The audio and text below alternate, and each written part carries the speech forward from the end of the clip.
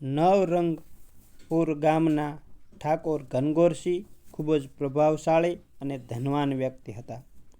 તેઓ એક વિશાળ શાહી હવેલીમાં રહેતા હતા અને તેમની પાસે નોકરો, ગાડીઓ તથા તમામ પ્રકારની સુખ સુવિધાઓ હતી.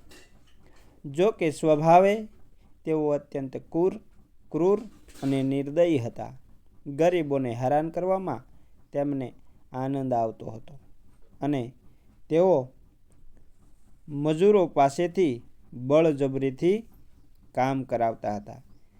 ગામમાં માત્ર ધીરુ કુંભાર અને પંડિત ધર્મદાસ સિવાય બાકીના બધા લોકો ઠાકુરના ડર કે લાલચને કારણે તેની પ્રશંસા કરતા હતા. ઠાકુર હંમેશા ધીરુના સ્વાભિમાનને તોડવાની તક શોધતો રહેતા હતા. એક દિવસ પોતાની હવેલીના નરમ સોફા ઉપર આરામ કરતા ઠાકુરને એક વિચાર આવ્યો. તેઓ તરત જ ઘોડા પર સવાર થઈ અને ગામની બહાર આવેલા ધીરુના ઘરે પહોંચ્યા. ધીરુનું માટીનું ઘર હતું અને બાજુમાં ગધેડાનો વાડો હતો. ધીરુનો પરિવાર દિવસ રાત મહેનત કરી ને માટીના સુંદર કલાત્મક વાસણો બનાવી પોતાનું ગુજરાન ચલાવતો હતો. ઠાકુરને પોતાની ઝૂંપડીએ આવેલા જોઈ ધીરુ આશ્ચર્યચકિત થઈ ગયો. તેના મનમાં આનંદ અને ભય બંને હતા.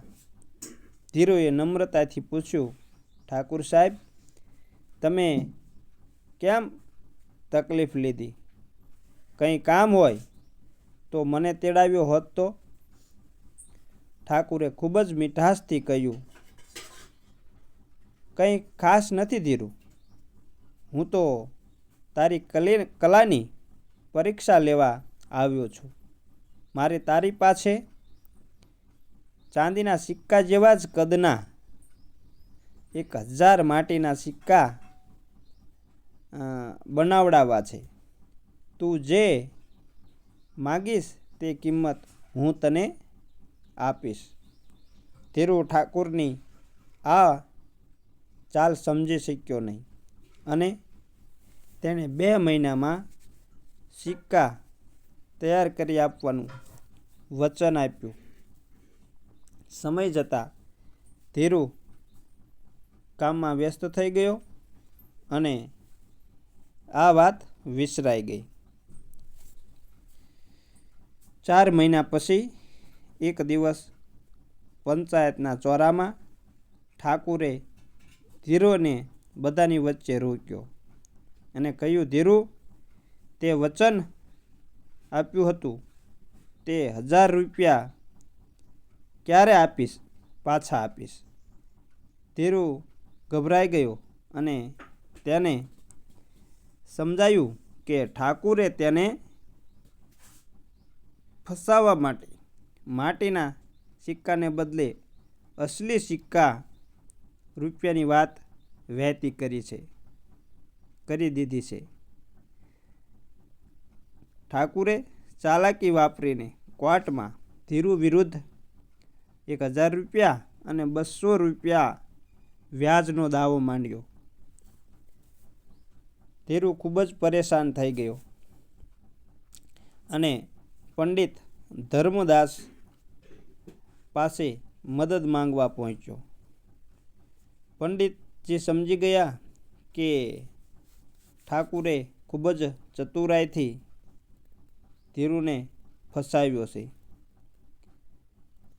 પંડિતજીએ ધીરુને કાનમાં એક યોજના સમજાવી અને કહ્યું, કોર્ટમાં તારો ગુનો કબૂલ કરી લેજે, બાકીનું હું જોઈ લઈશ. ધીરુએ કોર્ટમાં જઈ ને સ્વીકાર્યું કે તેણે ઠાકુર પાસેથી પૈસા લીધા છે, પણ તે અત્યારે ચૂકવી શકે તેમ નથી.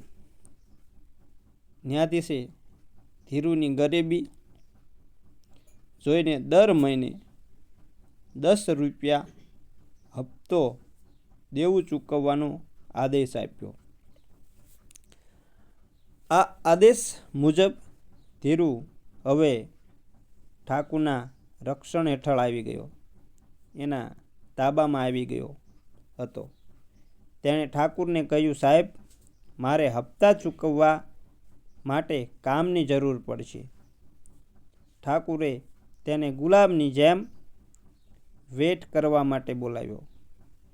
એક દિવસ ઠાકુરે ધીરુને 1000 ઘઉંની ગુણો ગોદામમાં ભરવાનું કામ સોંપ્યું.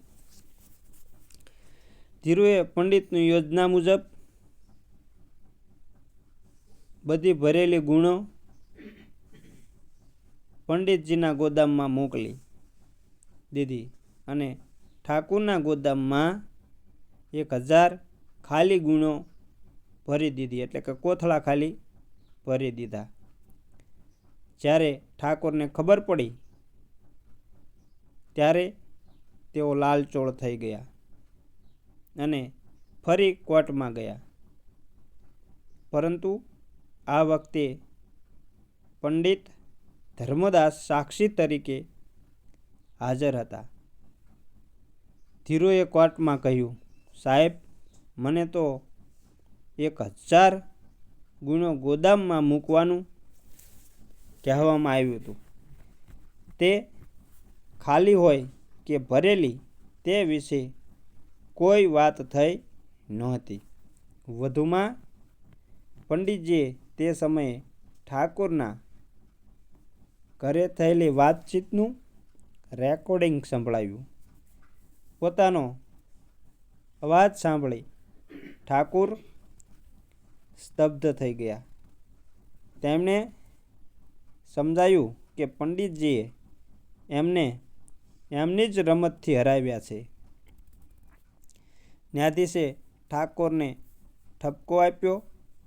અંતે ઠાકુરને પોતાની ભૂલ સમજાઈ. તેમણે ધીરુ પર કરેલો ખોટો કેસ પાછો ખેંચ્યો અને માફી માંગી. પંડિતજીએ પણ ઠાકુરને તેમના ઘઉં પાછા આપી દીધા. ઠાકોરે ફરી ક્યારેય કોઈ ગરીબ પર અન્યાય ન કરવાની પ્રતિજ્ઞા લીધી અને ત્રણેય હળીમળીને ગામ પાછા ફર્યા. મિત્રો, આમ અમારી વાર્તા પૂરી થાય છે. જો અમારી વાર્તા સારી લાગી હોય તો અમારી ચેનલને લાઇક, શેર અને સબસ્ક્રાઈબ કરવાનું ભૂલતા નહીં. સાથે સાથે બેલ આઇકનને પણ દબાવી દેજો, જેથી કરતી નોટિફિકેશન તમને પહેલાં મળે. જય માતાજી મિત્રો.